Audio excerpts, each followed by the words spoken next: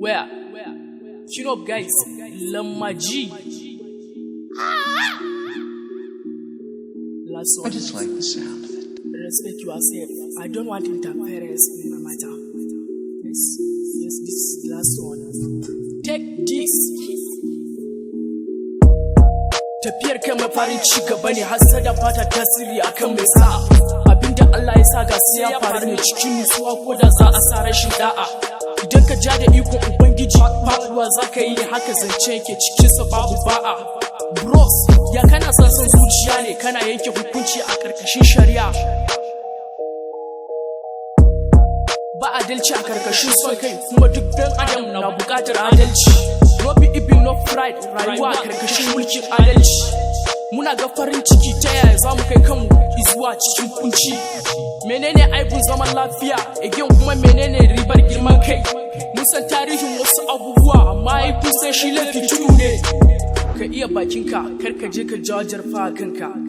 Kafin ka fara aibanta wasu, ya kamata ka je ka fara gyara kanka. This is the last one. Take this. Last one. Take this.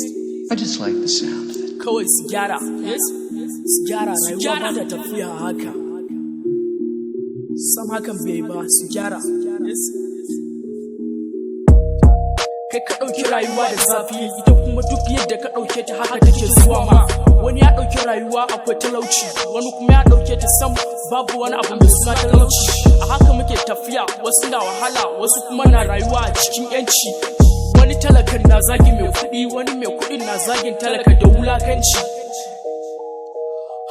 Ni talaka ne, amma na fi bilif cewa komai kaddara ne. Ban takura ba kaina ba kan cewa sai na yi abin da Ubangiji bai yi min ba. Ɗaukaka da rashin ta duka na cikin kaddarar ka ɗan adam. Ta yaya za ka goge abin da Ubangiji ya tsara ma? Please ka dawo hankalinka, in ba haka ba ina tunanin za ka sha fama.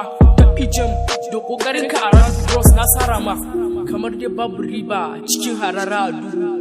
Babu jarumta ka fito bakin haske kai komai. Haba malam, ya kana ɓoye wasu abubuwa ne. Tsoro ne kake ji. Tsoron wa kake ji?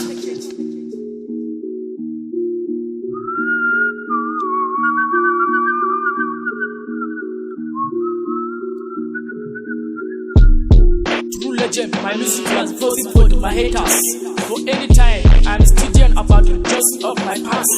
Su kaɗai na sa gabana, yes, ba zan saurari labarai ba, amma dai ya kamata ku iya baki kuwa ko da yaushe. This is a big advice. In kuka ɗauka tana da important gare ku, yes. Namiji na da soki, amma idan ka dube ta za ka kalli babu soki.